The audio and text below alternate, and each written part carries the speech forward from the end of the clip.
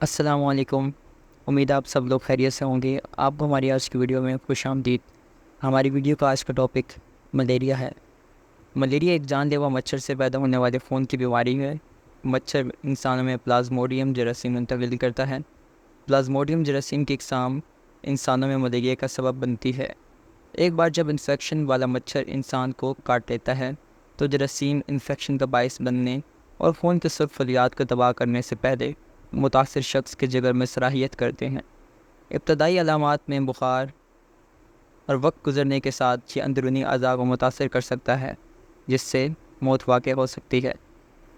اگر ملیریا کے ہم اور علامات کو دیکھیں تو اس میں تیز بخار کا ہونا، جسم میں کپ کپی طاری ہونا، جسم میں درد اٹھنا، سر درد ہونا، متلی اور کے آنا، پیٹ میں درد، پٹھوں اور جوڑوں میں درد ہونا، تھکاوٹ اور بے چینی محسوس کرنا، تیزی سے سانس لینا، دل کی دھڑکن کا بڑھ جانا، کھانسی، شہ گلے میں سوزش ہونا ہے۔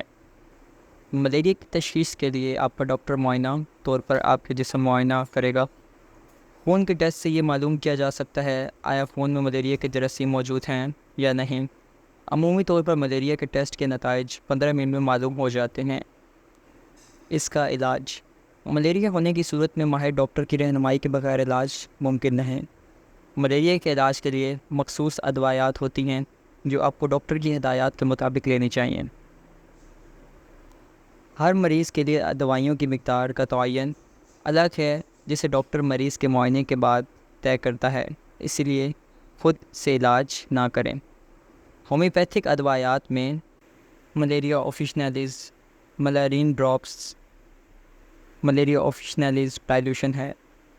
تو یہ تھی ہماری آج کی ویڈیو۔ امید ہے آپ کو ہماری آج کی ویڈیو پسند آئی ہوگی۔ اس طرح کی مزید دیکھنے کے لیے ہمارے چینل کو سبسکرائب کریں، ویڈیو کو لائک کریں اور گھنٹی کے آئیکن کو پریس کریں۔ شکریہ۔ اللہ حافظ۔